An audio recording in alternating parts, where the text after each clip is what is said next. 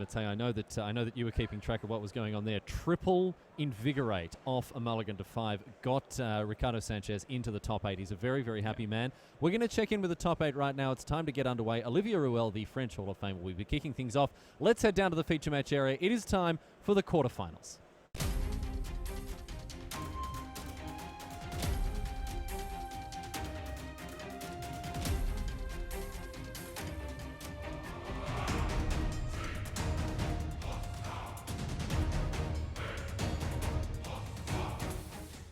Welcome everyone to the quarterfinals of GP Lille. You are in the booth with Riley Knight, and alongside him it is Matej Zadelkai. Great to have your company here in the quarters, Matej. I'm honored to be in the booth with you for the quarterfinal. It's been a great tournament, and I think we're going to see a great top 8.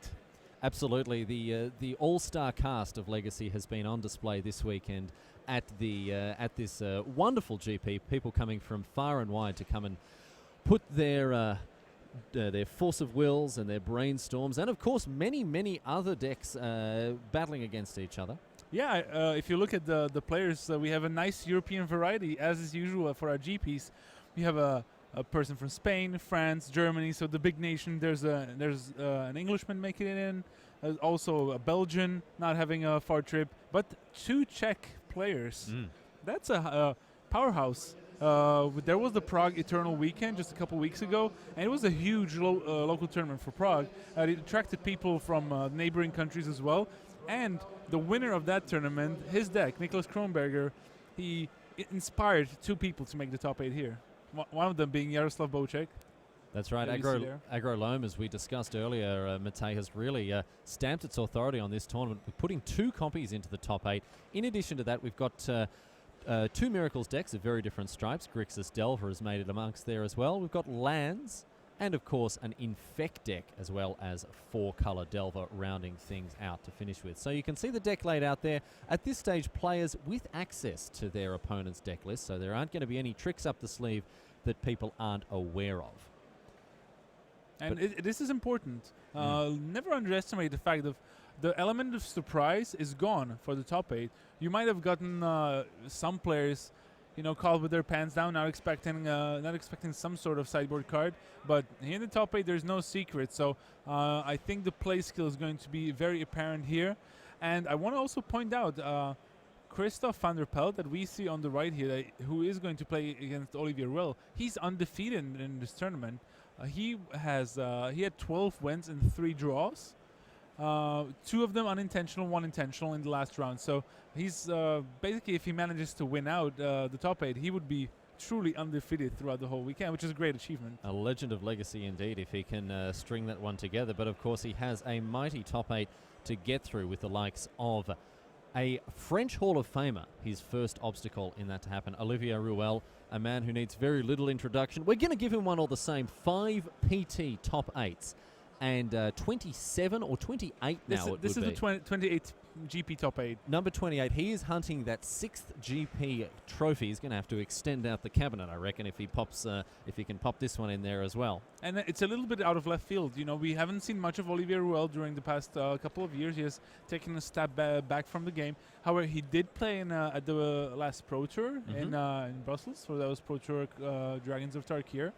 And he wasn't very happy how he performed, but took his old school Miracles deck, as we like to call it, and came here and crushed some face. Yeah, that's it. He's really stamped his name on this tournament in no uncertain terms, and he'll be very happy to be up and amongst it again, so proving that an old dog can still get amongst it. Definitely, and I just love watching Olivier play. He has a very specific style, and he also, as one of the few players, he really uses his charisma to get an edge over his opponent. I remember I played Olivier several times now, and it happened to me that he was all friendly, and suddenly he made like a strange play, and you're like, huh? And you do like the obvious thing, and he just had something up his sleeve, and he just crushed you. Yeah, that's it. Olarada, I think, another deviously charismatic fellow, of course, also in the Hall of Fame. They know they don't come. They come pretty hard out of the Hall of Fame. That's for sure. But I mean, Olivier certainly will be happy with this finish and the way he spent this weekend, just announcing to the world, well, I'm back. Yeah, I'm back in a big way. That's it.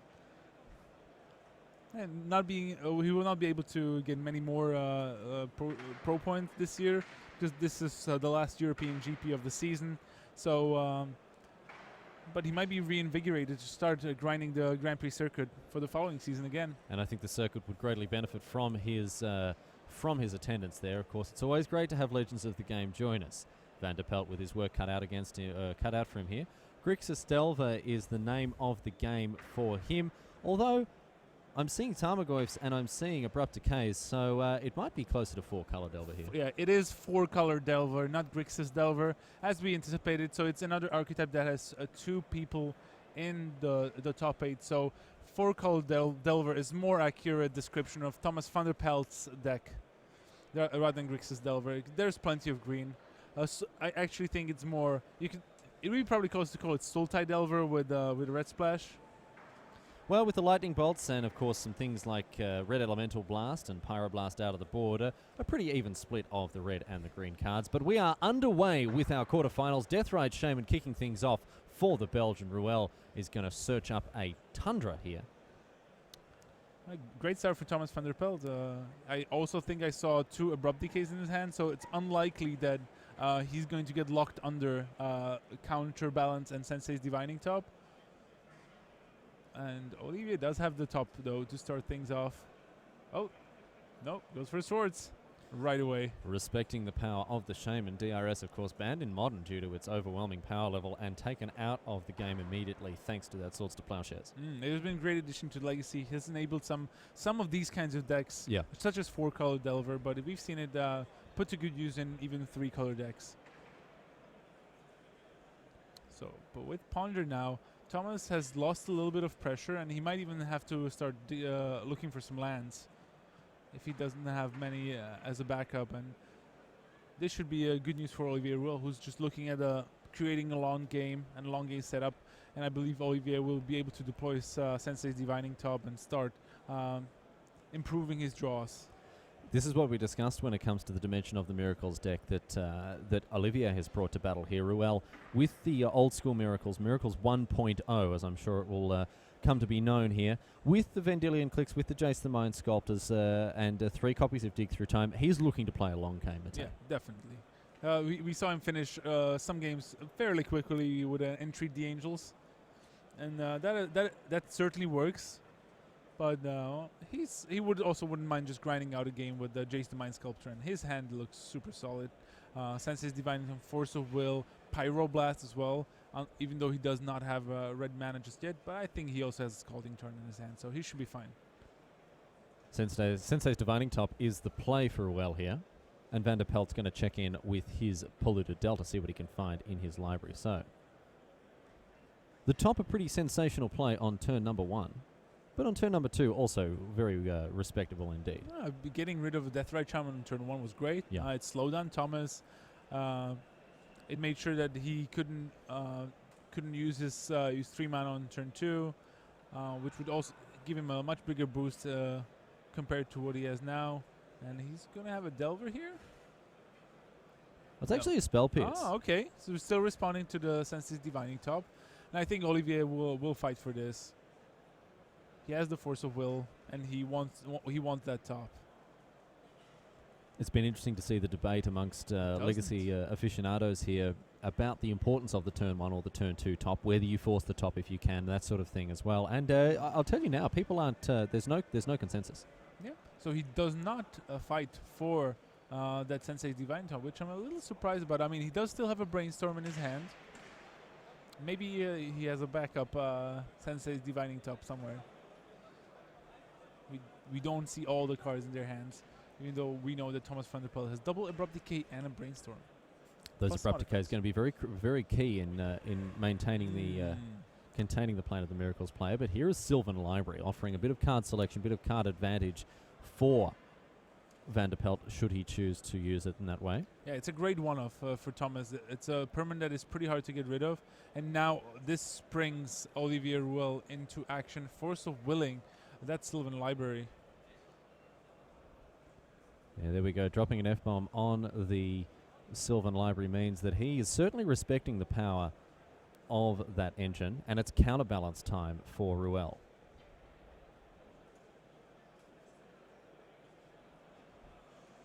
Lightning bolt the draw for Van der Paelt, not what he's wanting to see off the top of his deck. Yeah, the counterbalance is not a problem though for Thomas. He has the double abrupt decay, so he should be fine. He just needs some pressure. You can see he has a towel because it's pretty warm here in Lille and has been all weekend long. So he and I'm sure he's also pretty nervous too.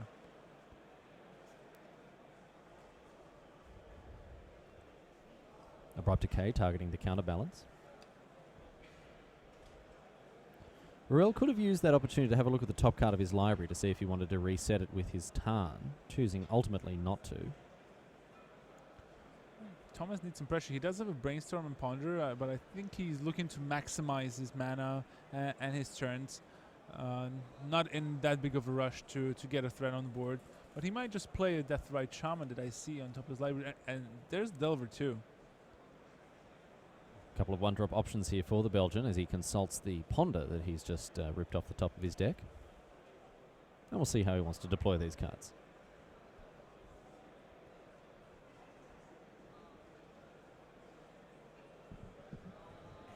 Remember, we're in the top 8, which also means no time limits.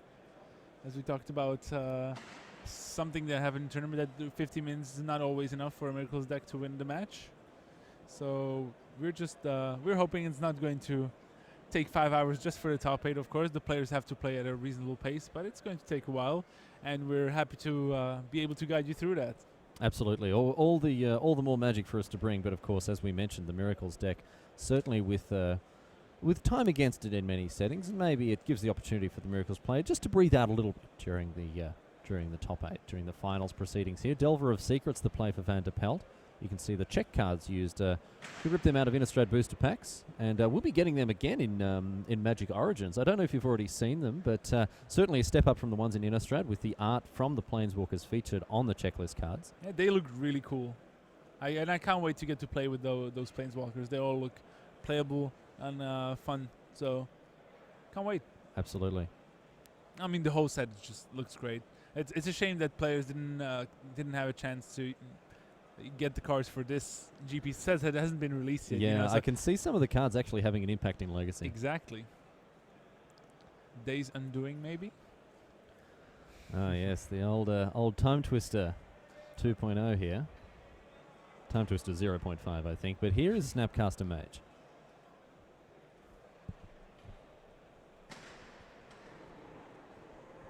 And we're going to see a Swords to Plowshares taking care of that Delver of Secrets straight away. So Ruel showing a lot of respect to the threats in Van der Paelt's deck. Yeah, I mean, he didn't really hesitate about that. Snapcaster Mage using that Swords to Plowshares right away, and he's just looking to, punish the opponent. He only has one Snapcaster Mage, and he made really good use out of it pretty straight away. So players confirming the life totals here. It looks to be 17 to 21 in favour of the Belgian here.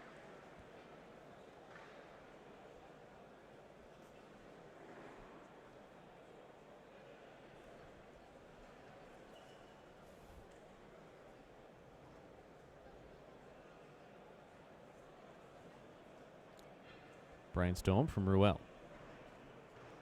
I think he has another sword, so he can keep clearing the way, but the rest of the card looks very unimpressive, and with no way to shuffle his cards, we know that his next couple turns are going to be pretty weak.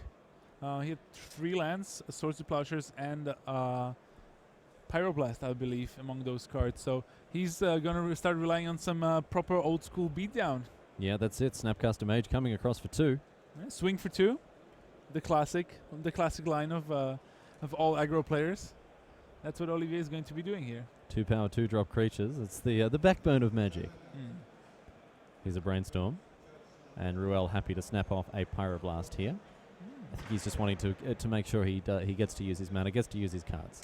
Hey, the unfortunate thing for Olivier Ruel, the fact that he's going to draw 2 lands here in a row means that he's exposing his hand quite a bit in a way, because once he plays the Carcass here, he has 1 card left in his hand. If Thomas Van der Paelt plays a Deathrite Shaman now, Olivier Ruel will pretty much forced to play the swords. He's going to be left with no cards and with a land on top. So, yeah. And there it is, No exactly as you called it once again, Matej. We see Olivier Ruel going hell-bent after exiling that DRS and left with the lone Snapcaster. Island off the top for Ruel, as we knew. But, however, that Snapcaster's got in for a fair bit already. Yeah, now Thomas Van der Paelt draws the Brainstorm, and that's a huge card right now. He was really patient with that Polluted Delta, kept it in play for a long time, and now he'll be able to reap the rewards. He has a Red Elemental Blast, a Lightning Bolt, Force of Will. Yeah, he'll be able to sculpt a pretty good hand here, and I don't think the Snapcaster Mage is a problem of any kind for him. No, sooner or later he's going to find an answer to it in or some kind of incidental way of dealing with it. Whether it is something like a Tarmogoyf or a Lightning Bolt in hand already, but I'm not sure if he wants to keep that one there. So thinking, I would really keep the Red Elemental Blast. I think it's a key card to have here, and he did indeed keep it. One card that can make Olivier Ruel get back into the game is a Dig Through Time. So you really want to have something to deal with it. Snapcaster Mage comes across again for another 2 damage. It's 6 damage so far. Even more. Thomas Van der Paelt gained some life from the Swords to Plowshares that were played. So, so now you shuffle those cards away. As we said,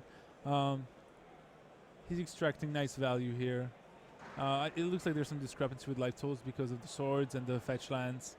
Maybe some Force of Will. So Olivier's like, what is going on here? All right, just getting this confirmed here, but the life totals seem to be 17 to 13, assuming that Polluted Delta has been sacrificed. I think one thing what might happen is that the Polluted Delta is being sacrificed maybe after Olivier thought the turn was passed or something like that. So we're just gonna get the judge to confirm and clear the situation. See just by body language, it seems like Olivier's. I think it's because he drew a Vendilion Clique, so he's not letting Thomas Van der Paelt find the land with the Polluted Delta. And maybe because he's fearing the Red Elemental Blast, and Thomas doesn't have a red just yet. Yeah, so there's the stack. There we go. There we go. Yes, that makes sense. So before drawing, before finding land and also drawing for his turn, Olivier has played a Vendilion Clique in response to the Polluted Delta. So Van der Paelt now, the Vendilion Clique has resolved. The trigger is in the process of being resolved as we speak. Lightning Bolt, Red Elemental Blast are both options to destroy the Vendilion Clique and the Snapcaster. And seeing as there's that redundancy built in there, I think Ruel is happy enough to get rid of that Abrupt Decay. That's going to go below decks, and we're going to rip a new card off the top of the library now for Van der Paelt. Yeah, that's a mystery card. Remember, though, Olivier Ruel has Caracas in play. Vendilion Clique is legendary. By playing it in response to Polluted Delta, he made sure it wouldn't be countered. And now Thomas Van der Paelt will be hard-pressed to actually deal with it. Thomas also didn't have a blue card to counter with Force of Will, so Vendilion Clique proving very useful here. Yeah, zipping down just at the right time, and we're going to see it probably re-enter the hand of Olivier Ruel before very much longer, thanks to the Caracas activation, as you mentioned, Matej.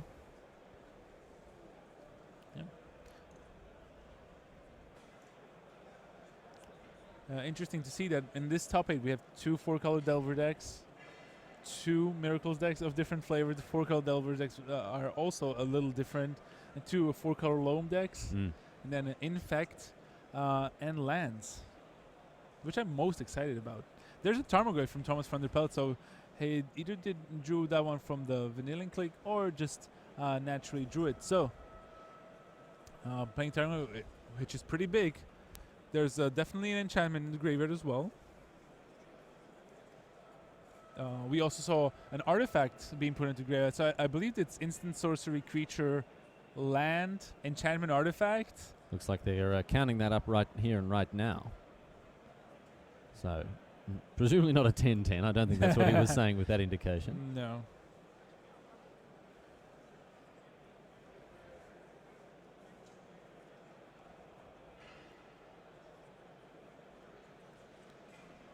And Vendilion Clique's going to fly across. We may see this provoke a response from Van der Paelt, but of course it can be met with Caracas, so not the strongest player here.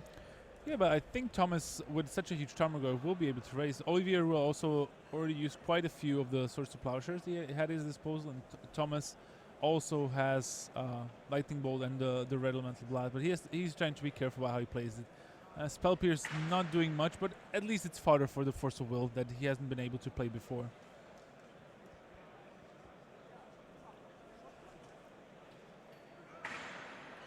He just has to make Thomas has to make sure he's not going to get outraced by Olivier. And on the other hand,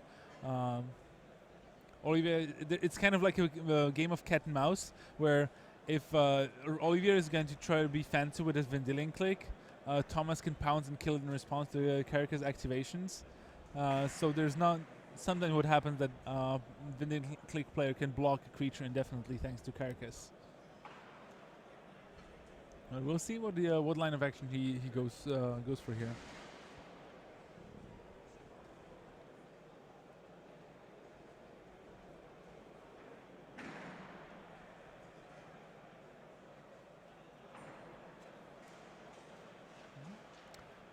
Looks like Thomas is going to go on the offensive here.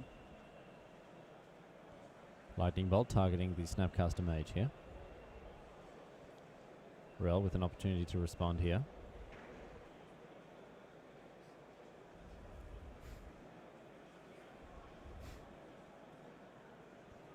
Good news for the Czech fans.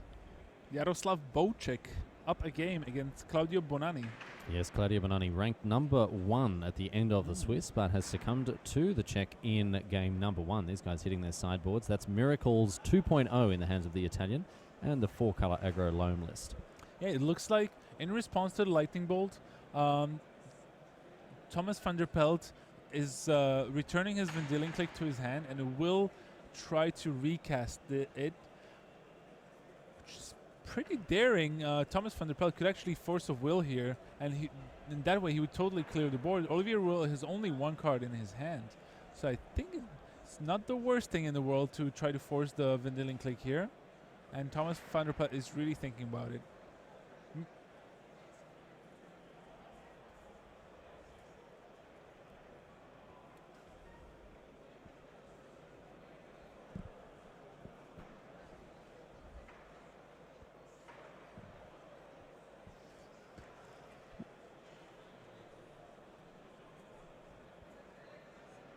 Yep, so the Force of Will resolve, countered the Vendilion Click, and now the 6/7 Tarmogoyf crashed in for 6 damage. Sorry about the brief pause. We were getting some very interesting information from the other matches, where we know Petr Suchurek is up a game against Christoph Alzheimer, and there was some other thing that happened in one of the matches. Yeah, that's right. Ricardo Sanchez, who we saw as the Infect player in round 15, he's done very well to get all the way to the top 8, but unfortunately, after a deck registration error, Matej, he's been given a game loss heading into the quarterfinals. However, he has managed to equalize after that game loss penalty, and he's sitting at 1-1 against Alex Mortimer. Yep, so well, they're going to go to game 3.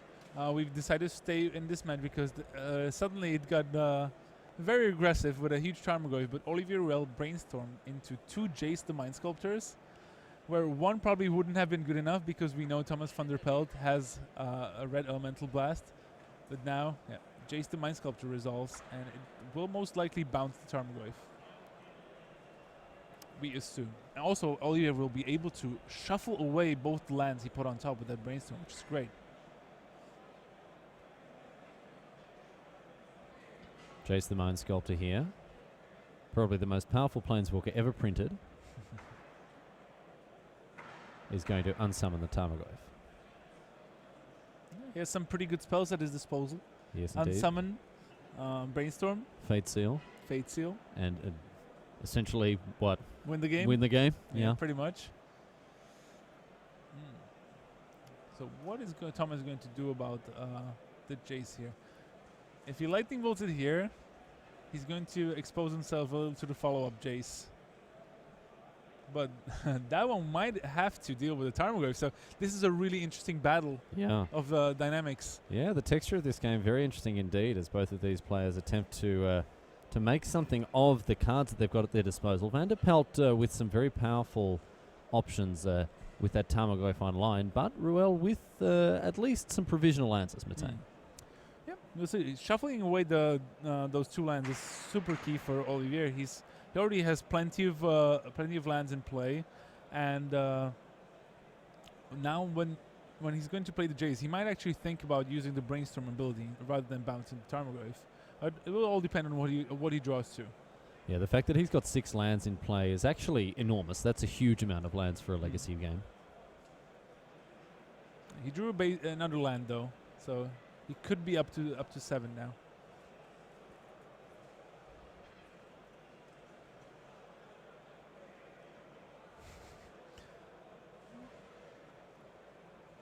And it's going to be Jace the Mind Sculptor once again here for Ruel.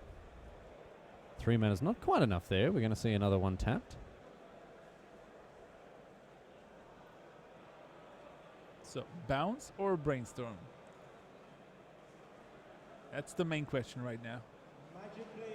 He's going to Brainstorm, hoping to find an answer to that Tarmogoyf. But even if he does, we know that Thomas Van der Paelt still has that Red Elemental Blast. And I think we see Pyroblast and Dig Through Time and another Vendilion Click. So Ruel can resolve or can cast at least a Dig Through Time in this spot. But if he does, Tarmogoyf will kill the Jace. Would unlikely reply unless Olivier puts Pyroblast on top, as well as he needs to keep the land and dig if he wants to start looking for a source to Plowshares. But he already played 2, and by putting 2 cards on top, he only gets to see 5 new cards. Yeah. If he wants to play the Dig Through Time. So there'd have to be a Swords lurking at the top of Ruel's library here. Otherwise, the other option, he can keep the Plains and the V-Click and cast that. But it is the V-Click and the Red Blast that go away. So it looks like we're into that Dig Through Time plan that you mentioned before, Matej, and here it is. I would have liked to... I mean, the problem for Olivier is that he knows that Thomas Van der Paelt has the Red Elemental Blast. He has known for a while. Ruel being very judicious in the cards that he's exiling, and this is no accident, of course, because he is in the process of shrinking the Tarmogoyf. Yeah, I mean, look, there's an enchantment artifact and Planeswalker that he just got rid of, so that's going to shrink the Tarmogoyf significantly because Thomas Van der Paelt I only think has an enchantment in Sylvan Library and doesn't have an artifact or Planeswalker in his graveyard just yet. Dig Through Time now, and Ruel hoping desperately for a Swords to Plowshares. Isn't able to come up with the goods, however. No,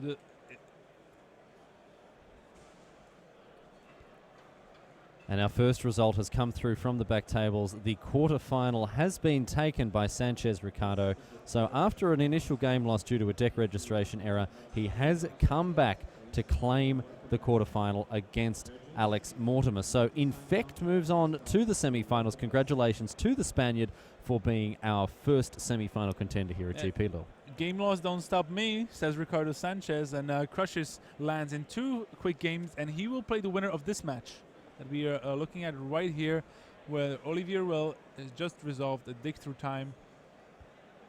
And we'll see if Thomas Van der Paelt can punish. I mean, I really didn't expect a Jace to die to a creature attack this tournament, but he does. There's still Delver's Secrets from Thomas Van der Paelt that he just drew. He also has the Red Elemental Blast, which we know about, but he probably doesn't want to expose his board to Terminus, which we know he runs 3 of, I believe. 3 Terminus, yes. 3 Terminus and 1 Entreat the Angels, making up the Miracle contingent of Ruel's deck here.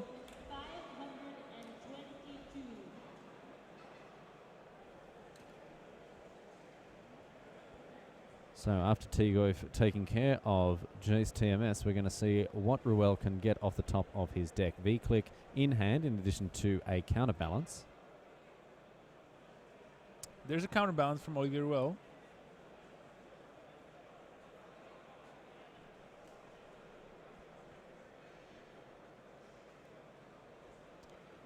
Counterbalance, countered by the red elemental blast there.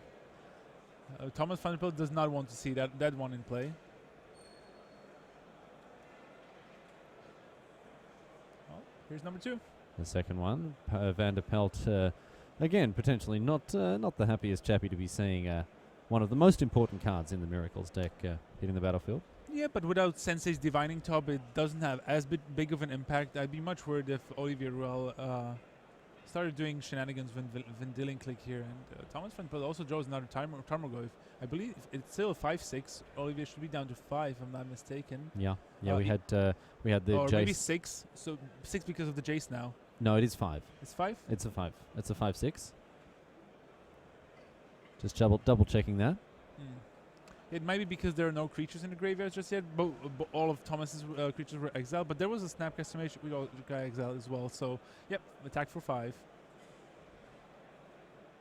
So, it's up to Olivier to, resolve this situation. So, can Ruel find what he needs? Polluted Delta and Vendilion Click in hand here. So that Vendilion Click is going to have to throw itself under the Tarmogoyf. Well, with Caracal, it's a blocker, but it makes Olivier pretty exposed here. And 8 lands for Ruel as he ships the turn back to Van der Paelt. So, upkeep, Vendilion Click.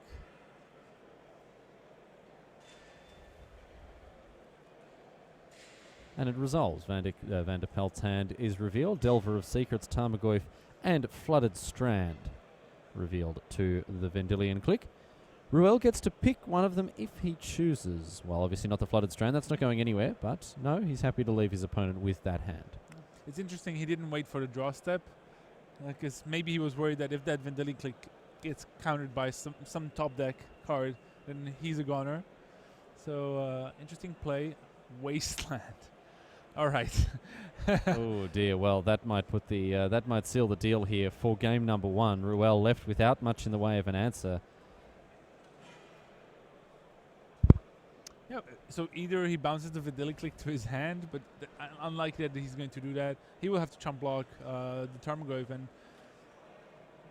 he can bounce it to his hand and then recast it once again. Yeah, he puts it into graveyard. Look at his. That was his hand. So now there's going to be a chump block.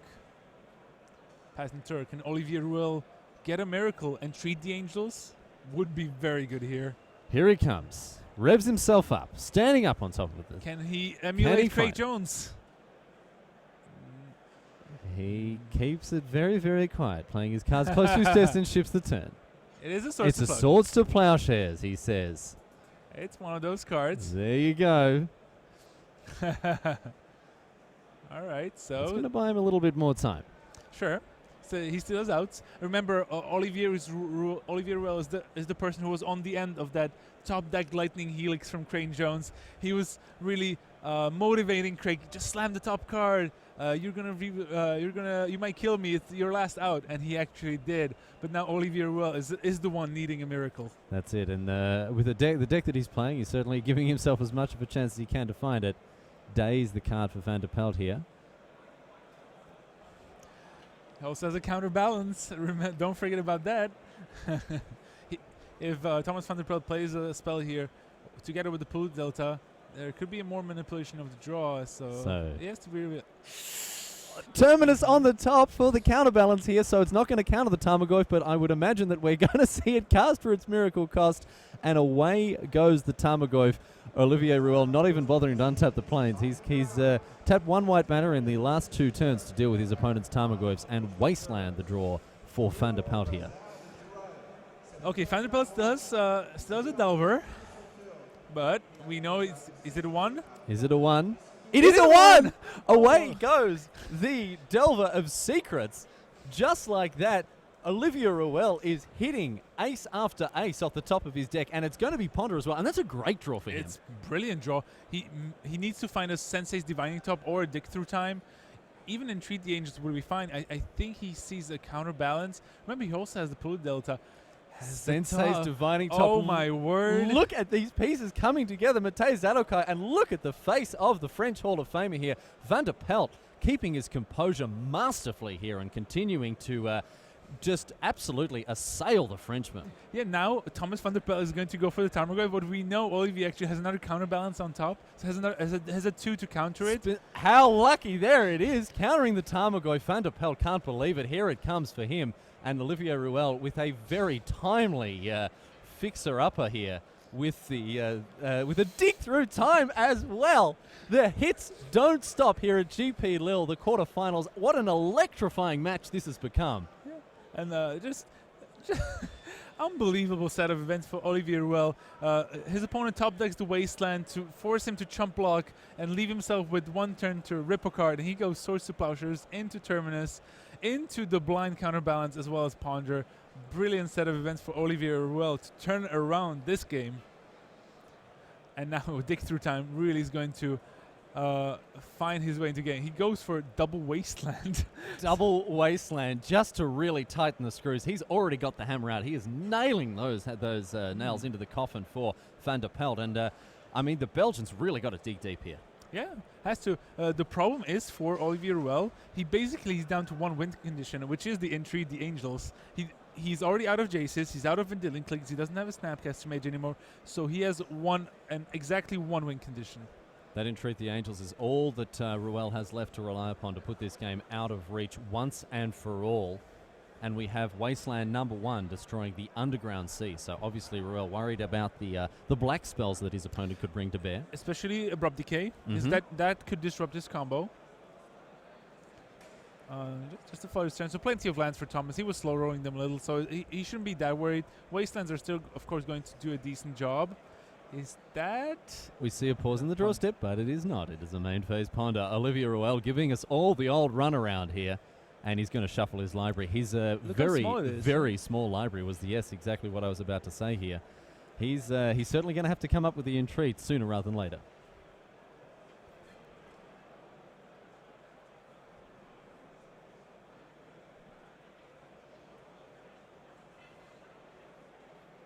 So Ruel draws off his Ponder.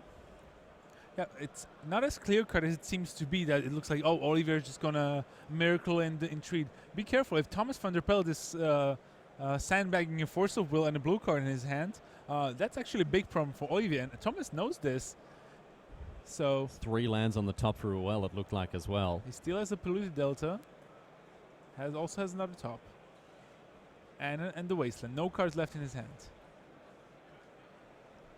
So Van der Paelt here with, I know he's got a Daze in hand. He's been holding on to that one for a while as Ruel has a look at the Belgians' graveyard here. Yep. It's also a huge graveyard too. This game has been very long and up and down. That's exactly right. We've had ups and downs. We've had smiles and frowns. There's been laughs. There's been tears. This game has really had it all, Matej. Yeah, indeed.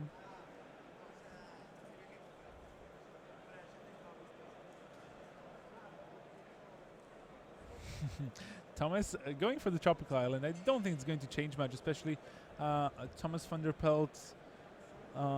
He can still... I mean, it does cripple him a little bit. Well, the 2 Abrupt Decays that are in his main, I think have already both been deployed. I think so, yeah. But I was more worried about... He only has 6 dual lands. So it's going to be maybe hard for him to assemble the ones he needs. Has the Polluted Delta there. So, basically what Olivier Ruel needs to do here is keep some relevant cards on top of his library, even though he doesn't need ones because he has double Sensei's Divining Top.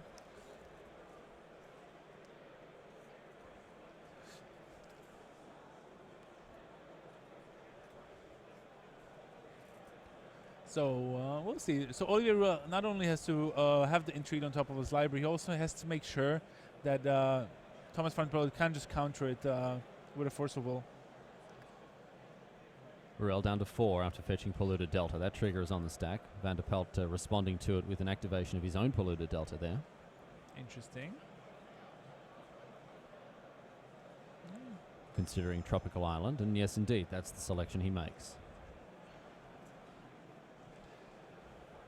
2 underground seas in the library of Van der Paelt. Well, I think one was already destroyed by Wasteland. Yes, it was. So. And dig through time, still with his polluted Delta trigger on the stand. Yeah, it was a long time coming for Thomas Van der Paelt. It's unless Olivier hasn't won among the top 3 cards of library, it's unlikely that it's going to get countered. We'll see. 6 cards hitting the exile zone for the Belgian as he consults the top 7 cards of his library. Obviously getting to pick 2. Dig Through Time has definitely ruptured the fabric of Legacy here and made its presence known in the format. So I think Olivier's best line of play, what he can do here, there's no pressure from Thomas, and it will be hard to put on any sort of pressure. The best bet from Olivier, what he can do, is he has to assemble on top of his library Entreat, and below it Force of Will, which means he will then draw Entreat the Angels, play it, also playing around Spell Pierce and Daze, an important thing to do. And then his Force of Will on top of his library will make sure that Thomas will not be able to resolve his Force of Wills because of the counterbalance trigger. So Ruel not actually needing to cast the Force of Will if he leaves it on top of his library at all, but he can use the counterbalance to protect it. That's right. We're going to have spin the top and have a look. And do we see an Entreat the Angels? There's a miracle there, but it's a Terminus. Not the one he needs, but Olivier also has a counterspell in his deck, so that's another option that he can go with. But it's going to make his position a bit tougher, just because he doesn't have that many lands, and Thomas Van der Paelt is running Spell Pierces and Dazes, and Olivier knows about that. So he has to be very careful if he goes for a miracle Entreat. 3 cards off the top again. Looks to be Ponder, Terminus, and an unknown card counterspell. sandwich. It's the counterspell. Well, I 1-2-6 spoke far too soon when it came to being unknown. The Eagle Eyes of Matej Zadelkai missing absolutely nothing. That's why I'm here. That's why you're here, my man. Absolutely, and it's great to have you. There is the counterspell sitting sandwiched between those sorceries there. And back on top they go. Olivier Ruel's library dwindling, and only 1 win condition left. So this epic game, it's going to be very interesting. But Thomas Van der Paelt has a Tarmogoyf, but we know it's going to be hard for him to resolve it through that counterspell that's on top of Olivier Ruel's library. So Ruel can counter this for 1 mana, essentially, just rearranging the top cards of his library. Or indeed, he may have left the counterspell on top. I think it's 2nd from the top, however. Ruel thinking about how he wants to navigate this. And indeed, we see spinning the top. Didn't have to do it. It was on top. Well, there we go. And Ruel with Force in hand as well. He can hardcast it. He has to be very careful about that Force of Will in his hand, because we know Thomas also has a Lightning Bolt in his hand. So potentially there's some corner case scenarios where Olivier Ruel, if he tries to go for the Entreat the Angels, Thomas Van der Paelt can somehow make sure to resolve a Lightning Bolt to have Olivier Ruel not be able to play the alternative costs of that Force of Will. So he's going to put top on the top of the library and also use the ability in response. So that's a neat way to put to draw a fresh card, but also get to draw put the top back where it belongs. So Ruel draws for the turn. He now has a Ponder with a Force of Will in hand. And he may get to shuffle his library here. We might see him do exactly that. Yes, he doesn't like the look of that. So a very nice bit of manipulation there by the French Hall of Famer. He's managed to reset the top of his library rather cleverly and sort of assemble his own brainstorm fetch there. Yeah, pretty much. Ponder hits the bin. Ruel with 2 cards in hand, or 3 cards I should say, one of which is Force of Will, and it looks like he's got the blue cards to back it up. That seemed to be a brainstorm to me. And still no Entreat. There's a Force of Will, though. It's one piece of the puzzle that I mentioned. If he wants to play it safe, he should be trying to keep that one on top. In one way or another. I think he's going to draw the Swords to Plowshares and plus Misty Rainforest. I hear some clapping from the feature match area, so we might have a result there. We knew Petr Suhurek and Jaroslav Bocek were up a game each in their respective matches. Yeah, the Czechs putting in a good name for themselves here. Yeah, so now brainstorm is also important because it will allow Olivier to set up the top of his library no matter what cards he puts into his hand, which is key. So, but he doesn't really want to play anything. So it really is fine for Olivier for now. Or well, Brainstorm. 3 cards for Ruel. Misty Rainforest, Double Force, and Swords to Plowshares joining the counterspell in Ruel's hand here. An absolute marathon game here, and you can see why these miracle games get drawn out so long, because the game isn't closed out very quickly when you're running so few win conditions. Certainly not.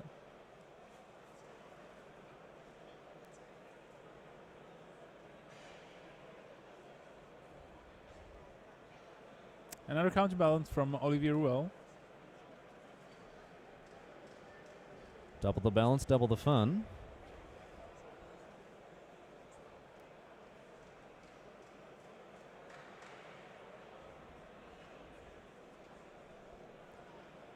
And the clapping we heard before, Matej, the audience around the world may have heard it in their speakers. It was because Claudio Bonani has equalised, hasn't quite snatched the match just yet. But our top seeded player going into the top 8 at the end of the Swiss was Claudio Bonani, and he's equalised things at 1-1. So we're seeing a force of will here, pitching days. On targeting the counterbalance? It seems strange. I'm sure there's a reason for it. Yeah. So yes, indeed, you see the force there targeting the counterbalance, pitching the days.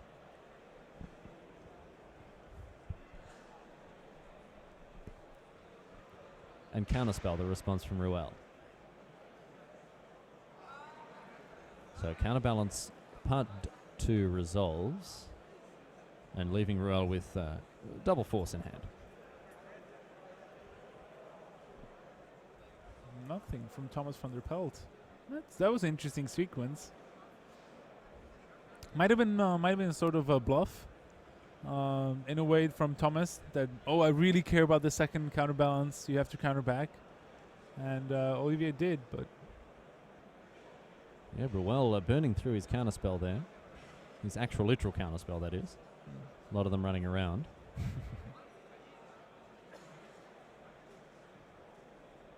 And Misty Rainforest from Ruel.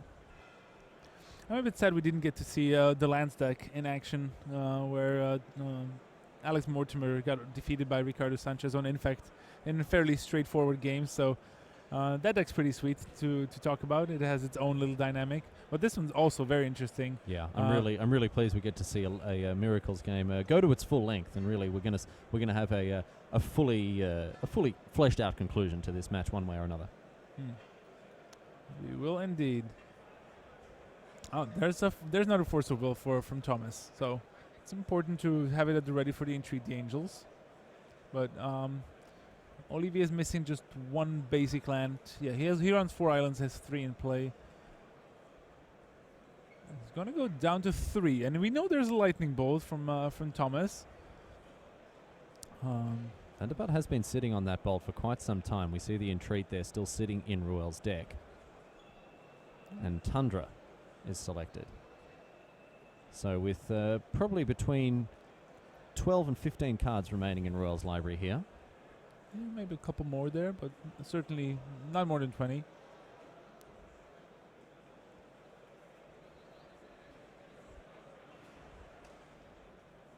And we're going to see Ruel spin the top.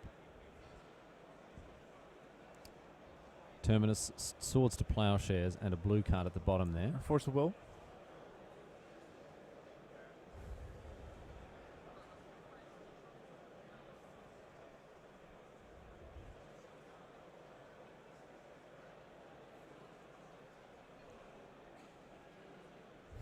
And we're going to spin the top again. Still nothing.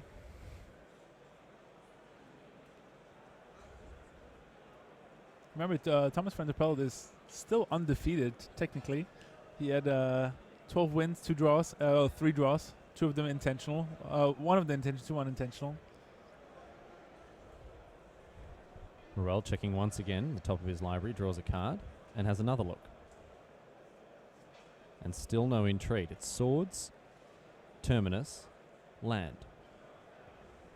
So the lightning bolt in Van der Paelt's hand is being held off by the swords to plowshares on top of Ruel's library. Indeed. And he always has the Sensei's Divining Top in play in case he needs it. But once that happens, if the Sensei's Divining Top is on top of Olivier's library, and then maybe some 2-drops can resolve. You know, maybe Tarmogoyf, something similar. So Van der Paelt with his back against the wall here, but he's going to try to brute force something. Here's a Tarmogoyf, and we know that Olivier Ruel doesn't have the action on top of his library to deal with that card. We know he has Swords to Plowshares. He can always play that. Kill the Tarmogoyf. I think he knows the order. Yeah, so he's going to Terminus. He's had that on top of his library for a while. Yeah, I think the Swords to Plowshares needs to stay there to hedge against all the 1-drops. And a Terminus, obviously, as a 6-drop, not going to counter much in the 4-color Delver list. Yep.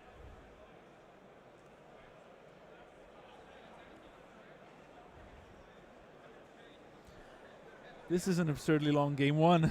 Absolutely. 2 more to come after this one. How about that?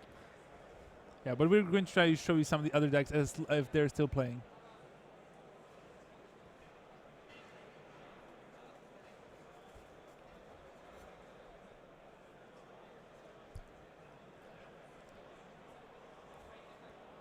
All right, so Force of Will targeting Terminus. Thomas Van der Paelt going for it. And it will force Olivier into action. He will most likely hard cast one of the Force of Wills. He has plenty of mana. With 3 in hand and, as you mentioned, plenty of mana, he can afford to pay the hefty price of Force of Will. 5 mana. Very expensive counterspell there, but it gets the job done, and Tarmogoyf hits the bottom of Van der Paelt's library. I think that's all the Terminus as well. Termini? Termini? I wasn't brave enough to go there. No? I'll be honest with you. I tried. Yeah. I'm not a native speaker, so I can, You got the excuse. I can get a guess. Let's have a look at what Ruel's found on the top of his library here. As he ships the turn to Van der Paelt. And Van der Paelt sends away his Flooded Strand, wanting that Tarmogoyf closer to the top rather than the bottom of his library, I should think. There still might have been an Abrupt Decay in his deck. Is that right?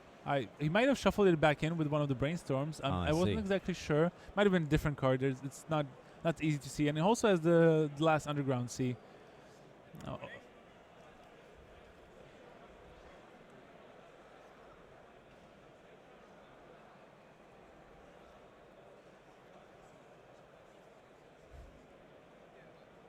Van der Paelt draws. And seems to pass the turn. He must have had a lightning quick glimpse of that card. He has so many cards in his hand as well. Yeah. One of them is Wasteland. It's a Brainstorm, Lightning Bolt. And we're well down to 2 now. No effects from Thomas Van der Paelt, it seems. Basic Island joins the fray. I think no more lands for Olivier Ruel unless they're fetch lands. Pretty sure he's out of lands here. So shuffling his hand and shuffling his it looks like his hand. It is shuffling his library and roll down to 2. So he'll and Entreat the Angels finally on top of his deck. Yes. So is this the moment that we've been all waiting for? Is this his moment? His moment, we will find out very shortly as Ruel reconfigures the top of his library here. He has to be careful not to die to a random Lightning Bolt here if he re-enters the cards. Entreat the Angels off the top, and Van der Paelt is not even going to fight it. There it is after Ruel has finally found the powerful sorcery from Avacyn Restored. That is going to be enough for game number 1. My goodness me, people around the world, what a marathon match or game. What am I talking about? What a game we've seen here between these two as they hit their sideboards. Plenty of stuff still to come, though, from this Miracles deck. The Clock, the biggest enemy of the Miracle Menace. Miracles 1.0 played by Ruel. Let's turn to the sideboards and have a look at what's going on here. 2 Containment Priests, 2 Ethersworn Canonist, 2 Izzet Staticaster, and 2 Monastery Mentors, in addition to 2 Flusterstorms. And then a fair few one-offs. We've got Pyroblast, Venser, Shaper Savant, Elspeth Knight Errant is getting amongst it, Council's Judgment, and a Wear and Tear. What do you like from this list? All right, so there's quite interesting choices, but in the meantime, we're going to check in with another match while those two are sideboarding on the other table. Let's check in with our players here. Aggro Loam versus 4-Color Delver. Yeah, Petr Suchurek on 4-Color Delver on the left, down to 5 life, but has double Tarmogoyf and double Sylvan Library. He's facing off against Christoph Alzheimer's Dark Confidant and Knight of the Reliquary. So it's they're staring at each other, but we know that Knight of Reliquary can get real big real fast once it gets going. And Petr Suchurek is locked out of playing 1 mana spells with that Chalice of Void.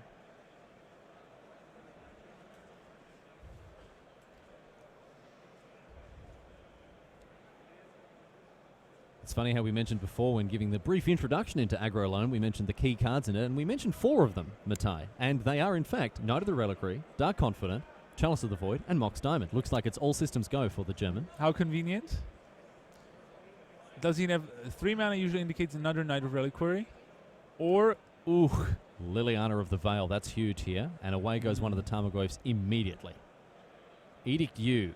Yeah, Petr Suchurek is on the ropes. If he wants to get to silver level status, he will have to win this tournament. And it doesn't look like that is what is going to happen. Christoph Alzheimer also using his Knight of Reliquary, sacrificing Forest, looking for another Wasteland, getting rid of the other source of black mana, meaning that Petr Suchurek, unless he has a black source in his hand or on top of his library, would be not even able to play an Abrupt Decay that would finally enable him to cast a lot of the 1 mana casting cost spells he has. Alzheimer ships the turn. And there is a concession from the Czech, the 4-Color Delver player, going down to Aggro Loam there. So we do, in fact, have one of our quarterfinalists now all locked up in the form of the German. Yeah, Christoph Alzheimer, 4-Color Loam or 4-Color Value, as we like to call it as well. He's locked up his place in the semifinals. I really eager to see if he's going to face a mirror match against Jaroslav Bocek, the other Czech player, or if he's going to have to face off against Miracles of Claudio Bonanni. And yeah, I think that's what we're about to see here. We have Miracles on the left. So we have Claudio Bonanni on the left and Jaroslav Bocek on the right. And already Chalice of the Void and Sylvan Library for Jaroslav Bocek, but he's facing off against a really shiny Jace the Mind Sculptor there. That's right, Jace the Mind Sculptor from the vaults there. The problem for Jaroslav Bocek is that Monastery Mentor. We've talked about it in our intro. Bonanni is running 4. So that costs 3, does not cost 1, doesn't isn't that easily locked up. So Jaroslav Bocek down to 2 as well. Is there something he can do? I see a choke, but it doesn't deal with the Monastery Mentor or the Monk Token if there's at least 1 spell being played. I think the problem is that Jaroslav Bocek also has he has plenty of Punishing Fires in his deck, but he has to dig deep to win this one. Gaddock Teague the play here. That's not helping against Jace. I think this might even be over. And here is Choke. So Bonanni's mana at this stage is all locked up by that enchantment. Should be over. Minus Jace to bounce the Gaddock Teague and attack for 3. Should be enough. Well, Bonanni going through the motions in any case, but he is very, very close to the semi-final berth at this GP with Bocek on just 2 life, as you mentioned, Matej.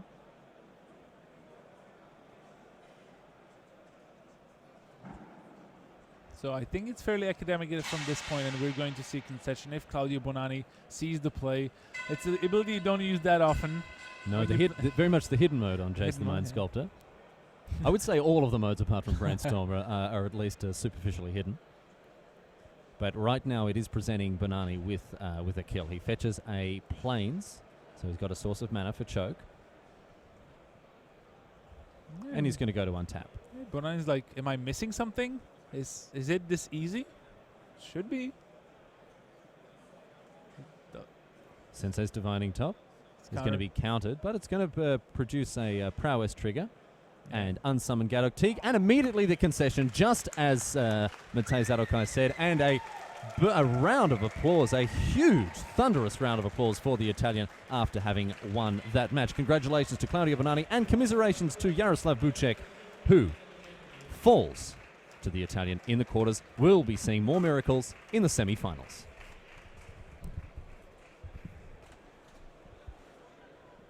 And I'm your host, Riley Knight, welcoming you once again to the continuation. Oh, wait, no, I'm not actually Riley Knight. I'm on the other side of the world. I'm your host, Rich Hagan, welcoming you to the quarterfinals here. I have been joined by the man with 4, not 1, not 2, not 3, but 4 Pro Tour top 8s. And no mucking around. That's a phenomenal achievement. Moraine Libert of Belgium, how are you, sir? Very well, thank you. Great to have you here. Let's get to our remaining quarterfinal. Which is going to be Olivier Ruel, who is 1-0 up, of course, against Thomas Van der Paelt Grixis Delver. Let's get across to them. There you see our overhead camera, the players gearing up for Game 2. And listen, Moraine, you've gone through plenty of tournaments that have lasted 3 days, never mind 2. But getting to the end of a Grand Prix like this, Legacy is very much a thinker's format. And here's Olivier Ruel, who's just gone through 50 minutes of Game 1. Just how tired is a Miracles player once they're in the top 8? Is fatigue a genuine thing for them? Yeah, it certainly is. I mean, he's been playing 6 rounds with this deck, and every turn matters. Every top activation requires you to make the right choice. Every brainstorm. So fatigue is certainly tuning in, but I guess when you have 27 top 8s, GP top 8s, you are kind of used to it. That is just absurd, isn't it, that figure? 27. We see a counterspell in Ruel's hand. There's that Pyroblast sitting there, I think it is, as we see Thomas Van der Paelt taking a mulligan. How forgiving is the Miracles deck? Because obviously a lot of people in chat, when all the crazy stuff was happening in Game 1, there's a lot of eyebrow raising about Miracles, because, you know, they do get you out of jail, as it were. But just how much is involved in getting yourself to the point where you can have it get you out of jail? Yeah, it's hard because there's not that many card advantage cards in the deck, actually. It mainly relies on Brainstorm and Ponder, but these are just draw 1 card. Sensei's Divining Top also doesn't really generate, well, card advantage. The only way it really gets card advantage is Dig Through Time, or the combination of Sensei's Divining Top plus a counterbalance. So you saw Game 1, he was in control, but he was not winning very hard. He was like scratching and holding 52%. on. Yeah. So it was very hard. So Ruel will attempt to ponder the 3 juggling balls in the air. One of the more iconic images in Legacy right now. And there's a lot of very, very happy very happy Italians. Yeah. Claudio Bonani through with his Miracles deck will face aggro lone Christoph Alsheimer in the semi-finals. Meanwhile, Infect, Ricardo Sanchez of Spain, will face the winner of this match, but it could be a little while.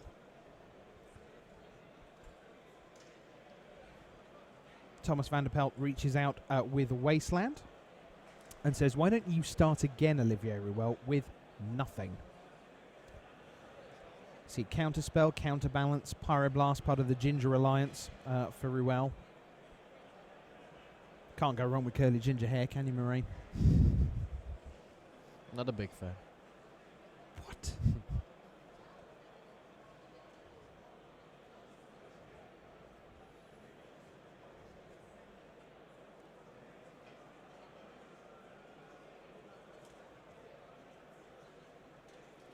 Yeah, this is a tough matchup to play.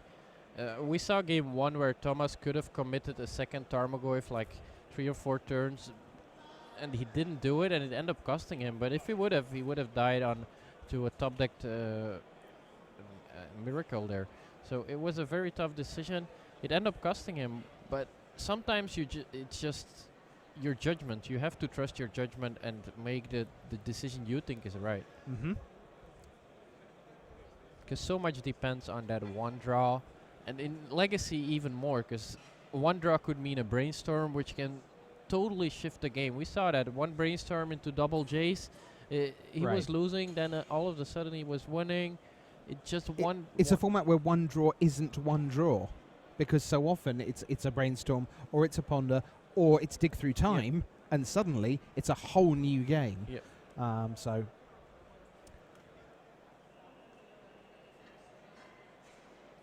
Ruel will attempt to ponder once again. Respond. I will crack my polluted delta. You see the library being flicked through on the right by Thomas Van der Paelt.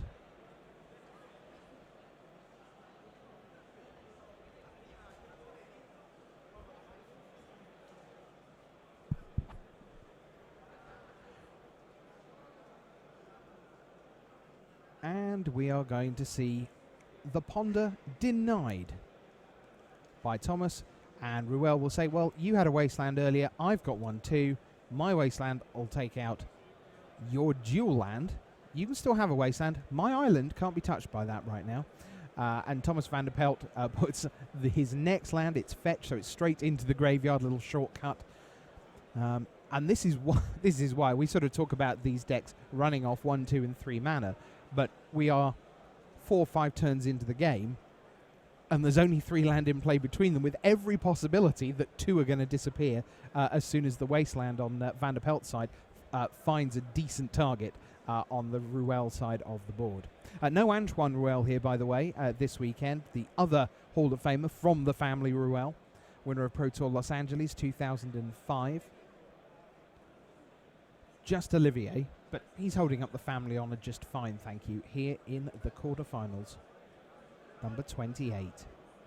And now with Tarmogoyf for Thomas, Olivier Ruel seems to have some answers. Source to Plowshares there. It doesn't have the white mana, but he can fetch that up with the Flooded Strands. Of course, always good to use your Scalding Tarns if you're searching up a basic island, and to keep the Flooded Strands, because that one can actually search a basic island or a basic plains, which we're going to see right now. So there goes the Flooded Strand. Very pretty. Oh, he's actually going for a second basic island and try to resolve the counterbalance, I think. Huh. So let's see how that works out for him.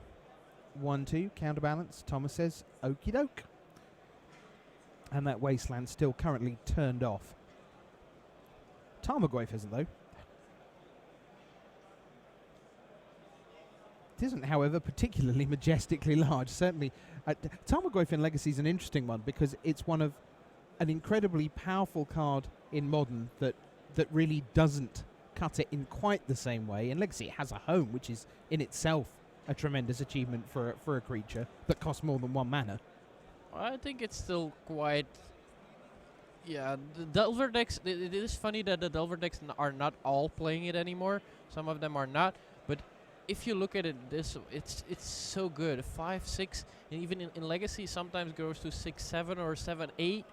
It's still very good and very hard to handle. But in Legacy you do have the 1 mana answer in the form of Swords to Plowshares. Right. And that's kind of the downside. Right now it's a 4-5, as Ruel now presumably will go and get access to white mana in order to get rid of that Tarmogoyf, which is currently a 4-turn clock. And yes, it isn't just a white source, it's the purest of white sources. It is the Plains. So maybe the Tarmogoyf not long for this world, as we look at a 5-card hand for Ruel right now. And Thomas Van der Paelt down to just 2 cards in hand. And we're going to see a Monastery Mentor out of the board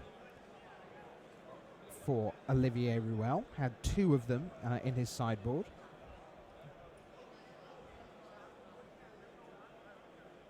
Yeah, and this could be problematic for Thomas. He does have the Dictor Time, to find something, but he needs to, like, he probably cybered out his lightning bolts, to be fair, and that means Monastery Mentor might be a problem. He could have an additional abrupt decay, but that only is for next turn, and then there would be quite a lot of tokens already. There you see the fabulous Monastery Mentor. Speak little, do much. Do you do much Yoda impressions? I speak little. Best way. So here's dig through time. Let's turn that graveyard into a mana resource for a turn. Thomas taking a look. Olivier says, would you like to see my graveyard so you work out just how many points you can leave on the Tarmogoyf while you do the thing you do? And in the end, Thomas says, yeah, I'll leave an abrupt decay in there and then dig if that's okay. Which point Ruel now might have a say in whether that happens, but he's quite happy to allow that through. So, a whole new opening grip, as it were, for Thomas to look at. Well, the Lightning Bolt, there's one of them, Moraine, at least, stayed put. This could be crucial, but the problem is that he also needs to take the fetch land if he wants to Lightning Bolt this turn, and that means he cannot take a second useful card. So his dig through time was kind of the expensive Lightning Bolt, trying to get rid of Monastery Mentor for 4 mana. But I don't think if he lets Olivier untap, it's probably even more dangerous. Yeah, it's a tough proposition, isn't it? Because you're in the situation where you know you need an answer, and you've been presented with an answer. And then if you start thinking, oh, but I wonder if I can get a better answer later, or whether I can, just put it off for a little bit. Yeah, the thing is that it can get very, very ugly soon with a card like Monastery Mentor, especially because it's not just 1/1s, it's 1/1s with prowess. So you're looking at a 2 or 3 turn clock. The only problem is that if he takes the fetch land and the Lightning Bolt, he's left with just a Daze and I believe another card, maybe another dig through time. I'm not sure about the second card in his hand. And that's not really a way to win the game either. And it seems like he's not going for the fetch. He did have the dig through time, so maybe he could have gone for the Lightning Bolt plus fetch and then next turn a lightning another dig through time. Ruel, meanwhile, has untapped and is using his planes for the iconic Swords to Plowshares. Aimed at the Tarmogoyf, of course. And Force of Will, Pitch the Days from Thomas. What does Ruel have to say about that? Remember, he already triggered the Monastery Mentor.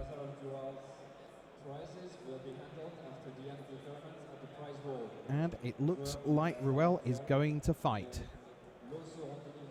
It doesn't just fluster Storm. Flusters all sorts of decks. The Tarmogoyf is gone. Thomas Van der Paelt is up over 21 life. That is not good news. Isn't Magic a perverse game sometimes? Hey look, I'm back with more than I started. I'm surprised that Thomas, he actually removed his daze, so he could not daze anymore. And now he's looking at dig through time as his way out, but he still again needs to find the answer to Monastery Mentor. So maybe getting the fetch and the Lightning Bolt was the better proposition, because now he's in trouble once again. And the card he took, the Sylvan Library, is of course a very good card in this matchup, but he might just not get the time for it. And now 3 monks, yeah. This is not looking good for Thomas Van der Paelt. It is not. He doesn't have, he does have 2 Golgari Charm, but I would be surprised if he brought that one in. So Thomas, 3 cards to work with.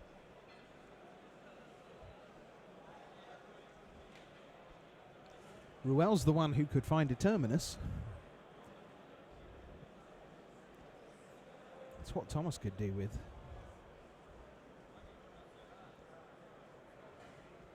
And he only has 3 cards in his graveyard for the dig through time, so he cannot even play it. Yeah, this is looking bad. Sylvan Library. He might even, at least Olivier Ruel doesn't have any spells to play anymore.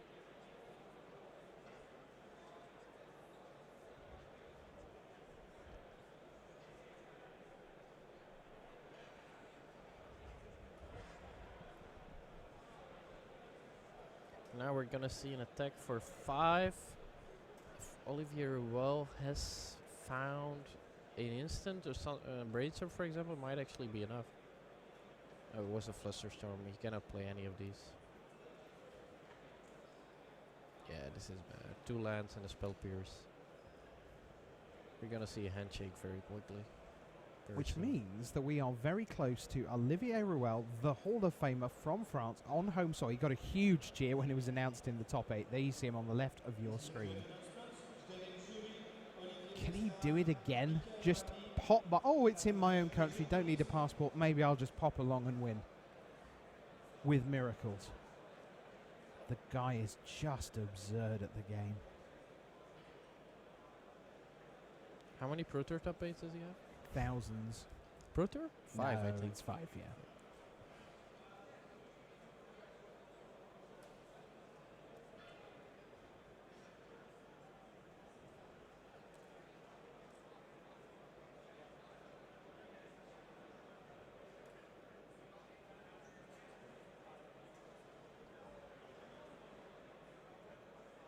Yeah, I don't see a way out here.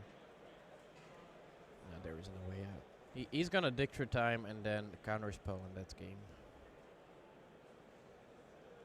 Thomas Van der Paelt doing all he can with his 4-color Delver deck. It's done great work for him.